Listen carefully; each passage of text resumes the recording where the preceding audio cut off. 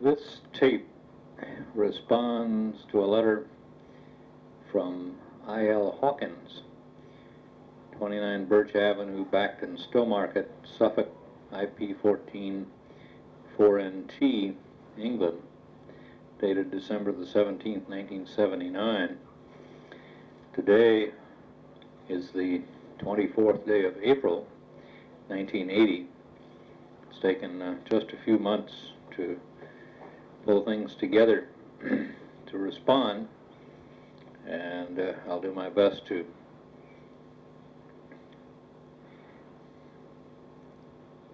get this completed in the next day or two and into the mails. For the record, speaking is J.B. Kidd, Jack Kidd, K-I-D-D, Major General, United States Air Force, retired, living in California at 2814 Forest Lodge Road, Pebble Beach, zip 93953.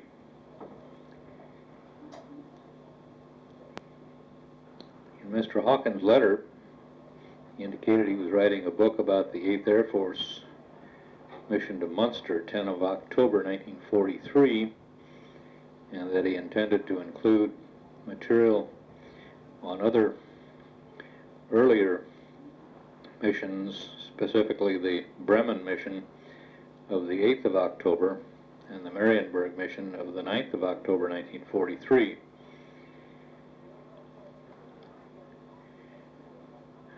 I am happy to respond to this request, although belatedly. I was personally and directly involved in the one of the 8th of October to Bremen, and indirectly involved in the next two.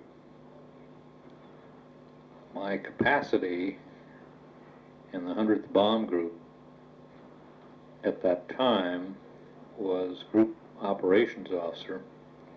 I held the rank then of, I guess it was Lieutenant Colonel, or was it Major? One of the two. So if I wasn't actually flying one of the missions, I was organizing and or briefing the crews for the missions. I've taken this form of responding to Mr. Hawkins' request, i.e. putting this recording on quarter-inch tape, as being the easiest method for me responding. I don't know what it's going to do for Mr. Hawkins. First, I should think there could be a problem in locating quarter-inch equipment, but nonetheless, here it is. I also leave the job of listening to, and if desired, transcribing all or parts of this to Mr. Hawkins. But I guess that falls under the heading of trials and tribulations of being an author. Before I go further, also, I would like to say that I would like very much to see a copy of the finished product, so I, right up front, issue a request when the job is done. I would certainly like to see a copy, and I'm looking forward to an interesting, and I note you request both humorous and tragic episodes in these missions. I'll try to think some humorous. Certainly the tragic is not hard to find. I started to say interesting, and I should also add well-balanced treatment of this kind of story. There is great meat here for telling the story of warfare, philosophizing about warfare, talking about the courage and the lack of courage of men. But also there is a need for a balanced treatment. I've read other books along the lines of this one, and I must say that authors have had torches to bear, and points of view to be supported.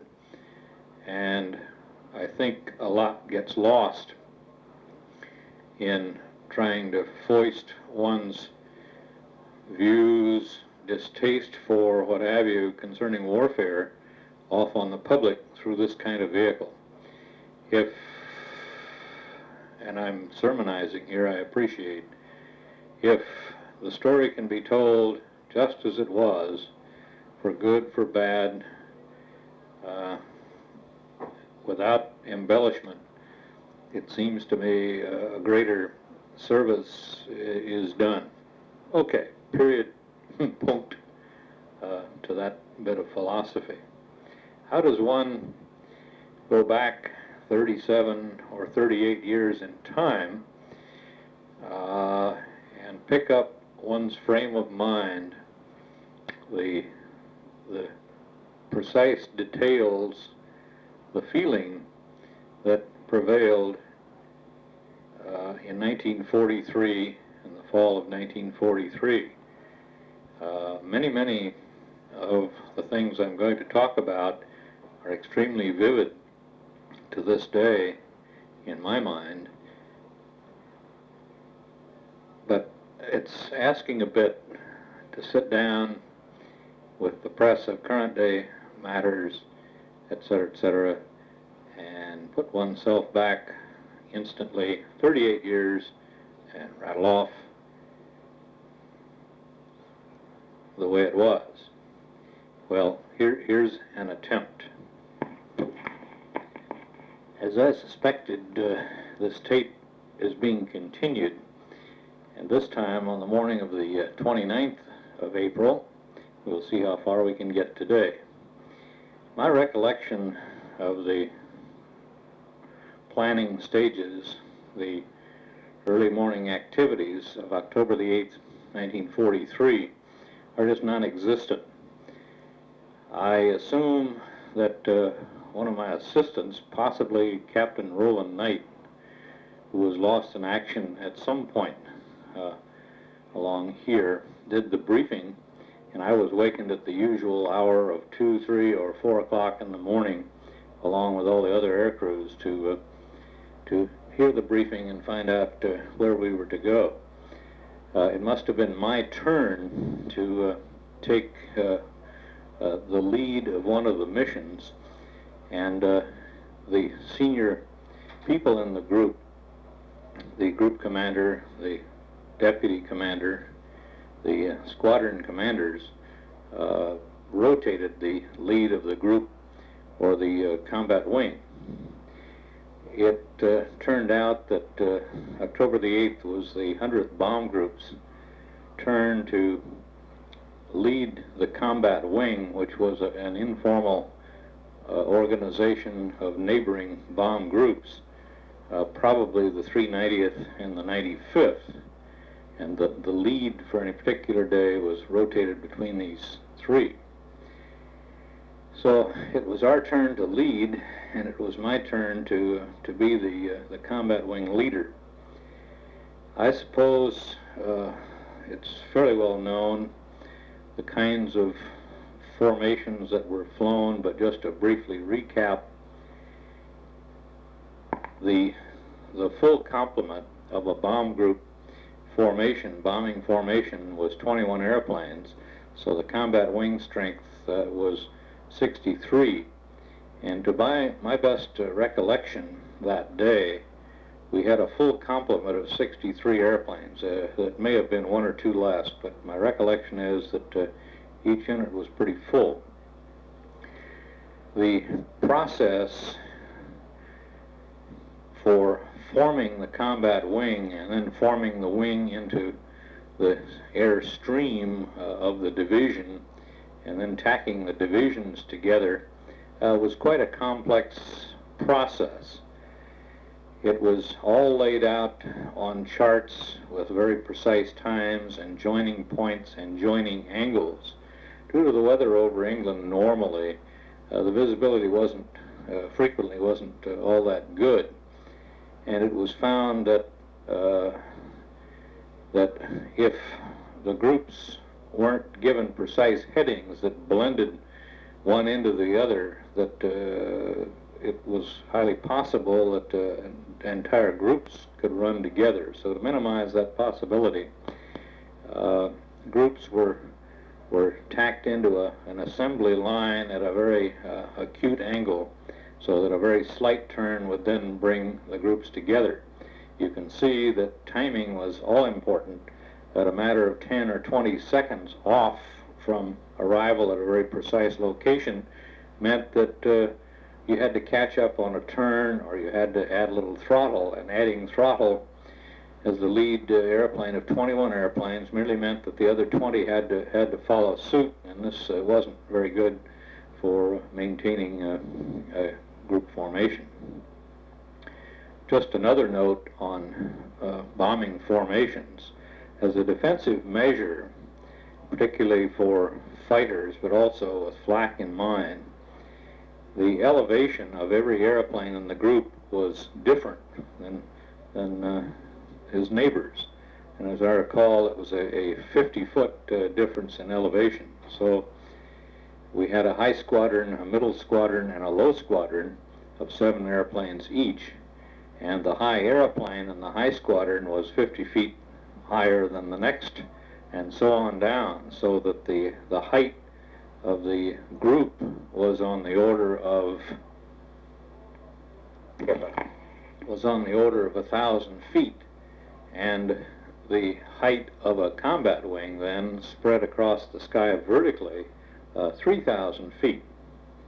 So we occupied quite a little airspace. Just an added comment that on those days where the heat of the engines produced contrails, condensation trails, we formed masses of clouds, and sometimes in our circling to form, we literally formed cloud decks that we had to maneuver around and through, trying to find each other and trying to get assembled.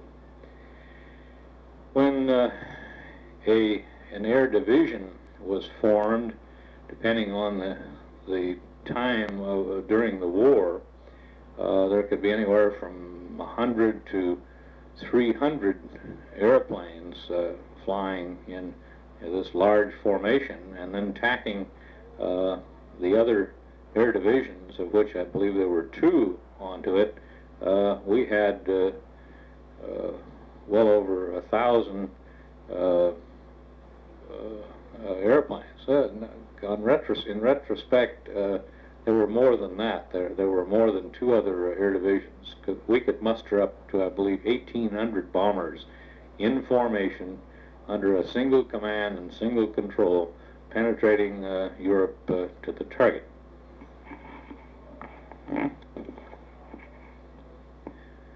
My memory tells me that the briefing and the takeoff and the formative stage of this mission were rather routine. Nothing stands out in memory to differentiate it from any other mission.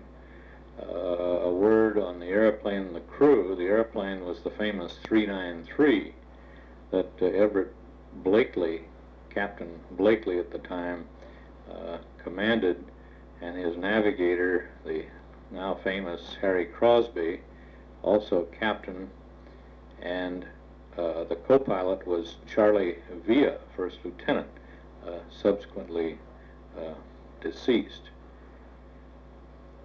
It was the practice for the group and the combat wing leader, the latter of which I was for the day, to occupy the position of the co-pilot, the right side of the cockpit, and Captain Blakely thus had the controls on the left side. The co-pilot moved to the tail gun position, and he was the advisor, if you will, to the combat wing commander as to the state of the formation. Was it tight? Was it loose? How things were proceeding, because the aft view from the pilots from the cockpit was practically non-existent, and at the altitudes at which we flew, it was just very unhandy, to say the least, to get up and take a look through the top turret position. Besides, we needed that gunner up there most of the time. The route into the target, and as I recall, we were probably the second combat wing in the formation for our target of Bremen for that day. And speaking of the target, my recollection is that our target, at least, were the shipyards along the river there in Bremen. The weather, memory tells me, was magnificent. I have a very vivid recollection of the sky over Bremen, a brilliant blue, not a cloud to be seen anywhere. And as we approached the target, and as the first combat wing broke off to approach the target, the black flak puffs could be seen most clearly. Speaking of breaking off, the practice was that an initial point was picked some distance short of the target, say 10 or 15 miles, and the combat wing would separate. The leader would turn at an angle into the target, followed at a few seconds, 30 seconds possibly, by the second, and so on by the third combat wing. Then as the succeeding combat wings came in, they probably had a slightly different IP to confuse gunnery, and similarly broke off. And this for the bomber pilot, of course, was the most trying time of the mission, when the airplane and the formation was under the control of the bombardier, and literally with the development at the time, the bombardier actually directed and flew the airplane, directing it through the autopilot. So there was nothing really for the pilots to do at this point except watch and do nothing else. That was his greatest contribution. And on occasion, with that flak coming close, that was the hardest thing to do. I think that's the hardest thing I have ever had to do in my time on this earth. And that happened a number of times. In this particular occasion, everything up to the target went extremely well. There was certainly no problem from weather. As we approached, the sky was literally getting blacker directly over the target and over the bomb release point, which of course is short of the target. The sky was literally getting blacker. There must not have been much wind, because there was just an accumulation of black smoke where the 88s were bursting. We approached the bomb release point, and the flak was really quite intense. I distinctly remember being raised, the whole airplane being raised at least on one, probably two times as shells burst directly under the airplane, and you could feel the concussion right through the airplane. Also, and I think I heard it neither before nor after on any succeeding mission, you could hear the pieces of flak hitting the surface of the airplane, sounding something in the order of rice being thrown over an automobile. And if my memory is correct, I had visions of a wedding in an automobile, and kind of thinking how remote from what was going on at that moment a wedding and that particular sound were. The flak seemed to be coming up in coordinated bunches, and later, I believe it was, I learned that the particular technique used by the gunners was called a box barrage. If I'm not mistaken, well, these boxes no doubt could be composed of any number of guns. It seems to me, somehow back in memory, that the box used on this occasion was a box of probably about 16 88s firing in unison, and all of the shells bursting in unison. So when they came up, it was a rather exciting thing to behold. Precisely at the bomb release point, maybe a couple of seconds after the bomb release, and the bombardier, you could hear his usual bombs away sound. Very, very shortly after that, we were hit. The airplane lurched, and things began to happen.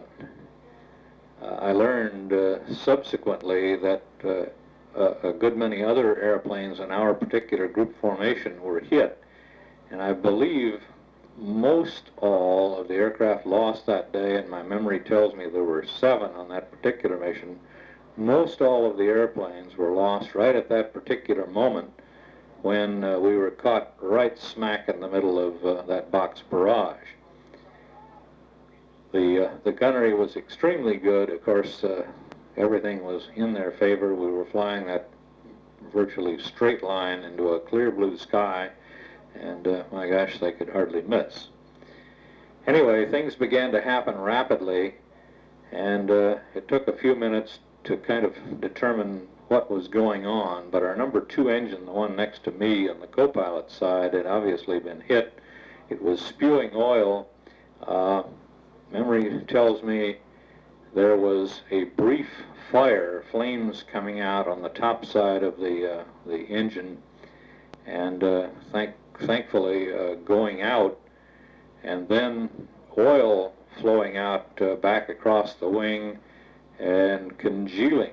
The temperature at those altitudes was usually minus 55 degrees, either Fahrenheit or centigrade, where the two converge, and I believe the congealing, of course, was due to that extremely cold temperature.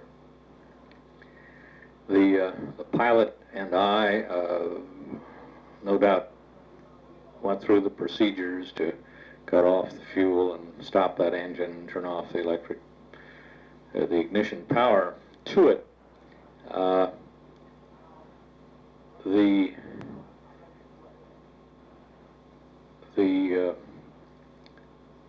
flak must have penetrated either the propeller dome or some vital portion of the core of the engine, causing that engine oil to leak out, and the prop continuing to turn without that lubrication eventually broke the shaft on the propeller, which began to turn freely.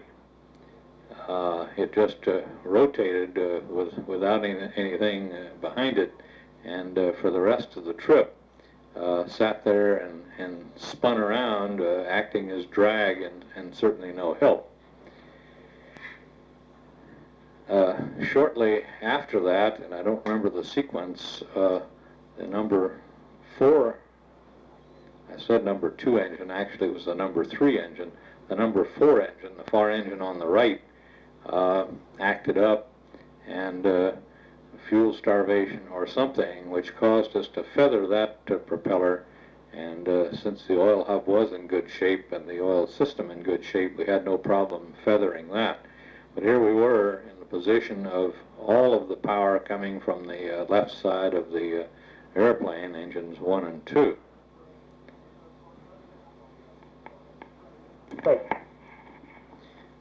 Needless to say that we had dropped out of the lead position of the group, and the number 2 airplane, as I recall, was the designated deputy leader, and the remaining airplanes, which had scattered some, no doubt, due to this barrage and the airplanes falling out, the leader falling out, The remaining airplanes gathered on him and were flown home at the prescribed altitude and pattern behind him. Those of us who'd been hit, and we particularly, obviously slowed very considerably and immediately began losing altitude. Our bombing altitude, memory says, was 24,000 feet, and my recollection of the return flight is a continuous and rather rapid descent on those two good engines. It wasn't very long before there were no other friendly aircraft in sight. We were on our course for home, and of course the fighters came in for the kill. I have no recollection of fighter attacks en route to the target. There may well have been. Certainly on other missions I have a very distinct picture of head-on attacks. But as was customary, they swarmed in for the kill of those wounded birds, of which we were one. Most of that activity took place to the rear of the airplane, again out of the pilot's view. I do remember seeing one or two as they came forward, but all of the activity, all of the firing took place to the rear. The later debriefing disclosed a claim amongst the gunners in the rear of the airplane of 12 enemy fighters shot down. This was later confirmed at 9, which I believe to this day stands as the European Theater of Operations record for the greatest number of aircraft shot down by a single bomber on a particular mission. Somewhere in my papers is a little clipping from the Stars and Stripes which recites that record.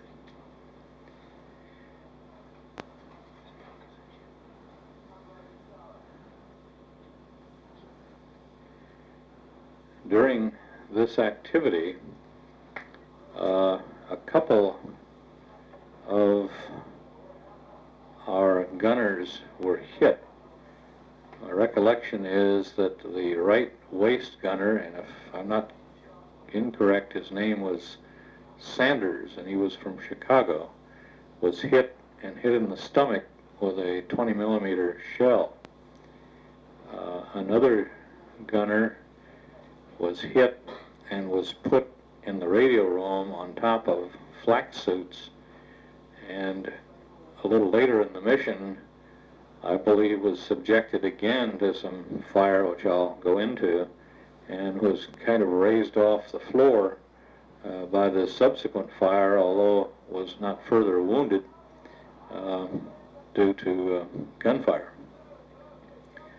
Anyway, as we headed westward and probably slightly northward, but mainly westward, our altitude kept dropping, reducing, and we approached the coast of Holland. Our route took us across the Frisian Islands on the north shore there of Holland, going out into the North Sea. And memory says that at the time we crossed the coastline, our altitude was about 3,000 feet. We were coming down continuously, and we couldn't stop our descent due to lack of power. And the question began to arise, well, how low are we going to go?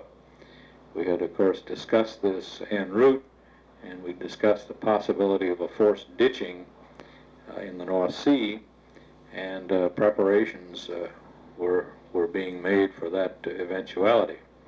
Anyway, approaching the Frisian Islands, the absolute ceiling of that airplane turned out to be 900 feet in our lightened condition. So here we were an hour or an hour and a half or so west of the target, and we finally hit our bottom altitude for the return trip. As we continued to fly, we eventually gained 300 feet, so we crossed the English coast about 1,200 feet as the fuel load lightened. That was a long, long trip.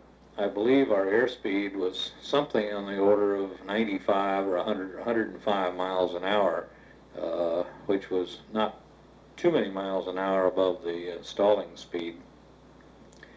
We were flying at such an angle, about 15 degrees, to keep directional control of the airplane, that the magnetic compass refused to operate properly, so our main method of maintaining our heading and maintaining a westerly heading was to keep the sun right on our nose. At this time the sun was getting a little lower in the sky. I don't remember the time of day very precisely.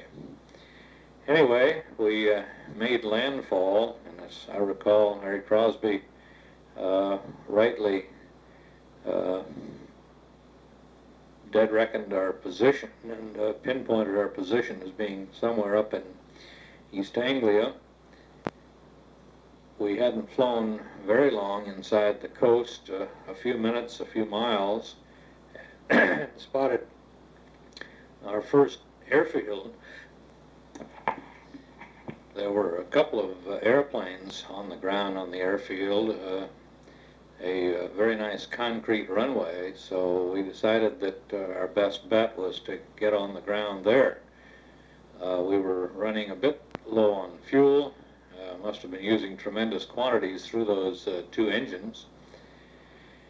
And we had those wounded on board and wanted to get them attention just as quickly as possible. So we did a circle to the left of the field in about 270 degrees and came in and landed to the south or southeast, as I recall, and made a good approach and had the wheels down and touched down, and then everything seemed to happen at once. Just as we hit the ground, this rudder cable, and of course we'd both been standing practically on the left rudder to maintain directional control, that rudder cable snapped, which just resulted in loss of directional control, with the possibility of fire hazard, etc. Very shortly after we hit the ground, the ignition switches on the two remaining engines were cut, and it turned out, of course, that we had no brakes at all. The hydraulic lines were shot out.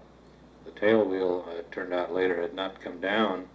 So we were shooting down the runway at our 70, 80 miles an hour, or whatever, just literally out of directional control. We slid off, we veered off the runway to the left, and as luck would have it, there was one large tree off in the center of the airfield on the left side, quite removed from the runway, but it was as if there were a magnet in the nose of the airplane. We took a beeline for that tree, which must have been 4 or 5 feet in diameter and was fairly squat, and we ripped into that tree at probably 50 miles an hour. Thank goodness the bombardier and navigator had been moved from the nose of the airplane back to the radio room for landing, because the contact with that tree literally ripped the nose right off the airplane. As we hit, the oxygen lines were ruptured, and the oxygen was hissing all over the place, increasing the possibility of fire. The evacuation was accomplished most expeditiously. I remember my predicament. It was doubtful in my mind if there was an access down through the floor hatch to evacuate the airplane, so I started out through the side window, only to discover that it was quite a long ways to the ground, and had I continued, I'd have probably landed on my head. So back in and down through the lower escape hatch, and actually walked out through that large gap in the nose and jumped to the ground. The wounded were removed from the airplane and made comfortable, and lo and behold, the airfield we picked, and I've forgotten its name now, turned out to be a dummy airfield. The airplanes sitting there were dummies. There was just literally nobody on the base, and memory tells me that it was 2 hours or more before we could raise help and get an ambulance there from a British hospital in Norwich to get the wounded into help. Unfortunately, Sanders died the next day. All of the others recovered. That was the conclusion of a mighty, mighty tough mission.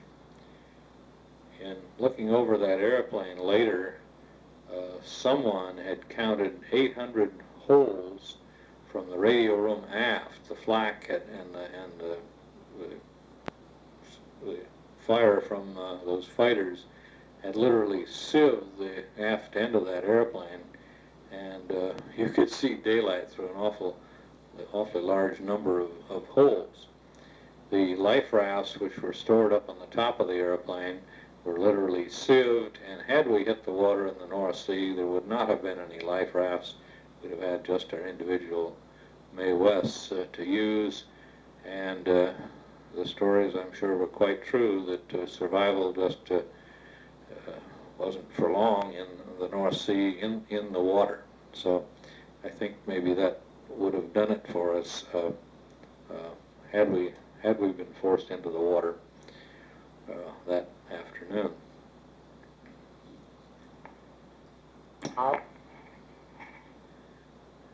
The ambulatory portion of the crew arrived back at the base sometime late that day.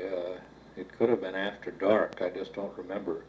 And the days for those bombing missions were extremely long, getting up at 1, 2, 3, 4 in the morning, and finishing the work and the debriefing late in the day. And some crews did this day after day after day. I think the record, my recollection tells me, and maybe Sammy Barr, also later killed, held the record. His crew went out 7 straight days and averaged 2 to 3 hours sleep a night for those 7 days. I remember Sammy taking a pill going out on one mission I flew with him during that period, and I asked him what they were, and they were no-dose pills. They just had to live on those things to keep from falling asleep. Just to give a little insight into the signs of the times, that fall of 43, all of 43, was extremely difficult in air warfare. Here, the U.S.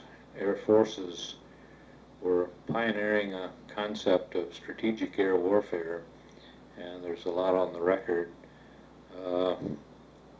as to the question as to whether it would indeed succeed. The losses were high, the results were there, but the old question, is it worth the cost? And I'm sure this was being assessed at the appropriate levels, not only in the UK but Washington all the time. We were over there flying these missions. Down at our level on the base, crews came and went. We had the example of one crew that checked in one night. We had to force them into the cockpit the next day. They never unpacked their luggage, their foot lockers, and they didn't come back. I recall getting a statistic from our statistician at the time that the turnover of air crews, and I believe it was in the fall of 43, was on the order of a complete turnover of air crews every 3.5 months. We at one time had over 1,000 aircrew members on the base, and you can imagine a complete turnover in that population every 3.5 months. It didn't make for long friendships, but it did make for intense friendships of those that managed to stay around longer.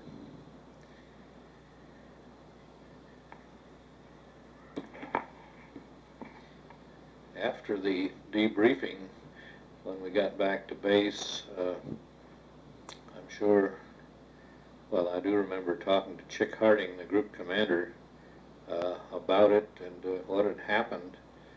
And somehow, and I guess he insisted that I take time off and go to London on some R&R, rest and recuperation, and forget about the war for a couple of days. And I think it was the very next day, possibly even that night, that I went. And I do believe he furnished his car to get me there.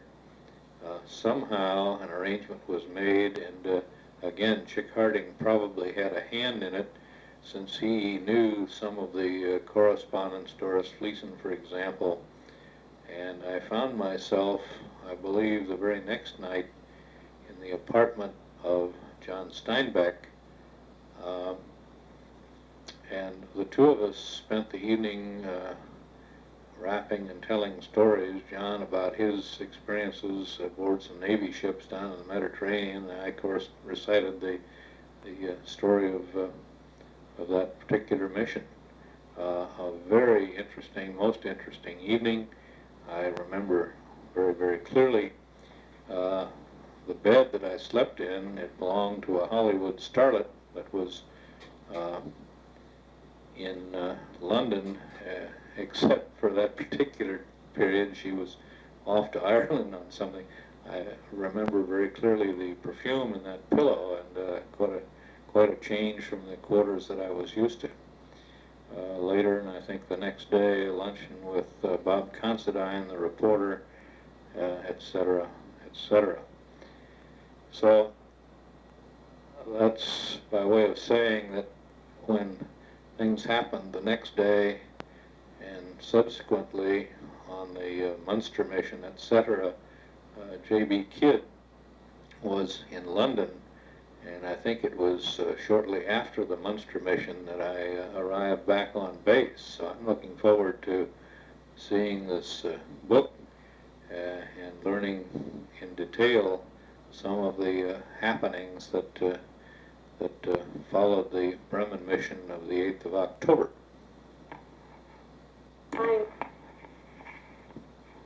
Back to that crash landing on that deserted dummy airfield just south of the Wash there in East Anglia.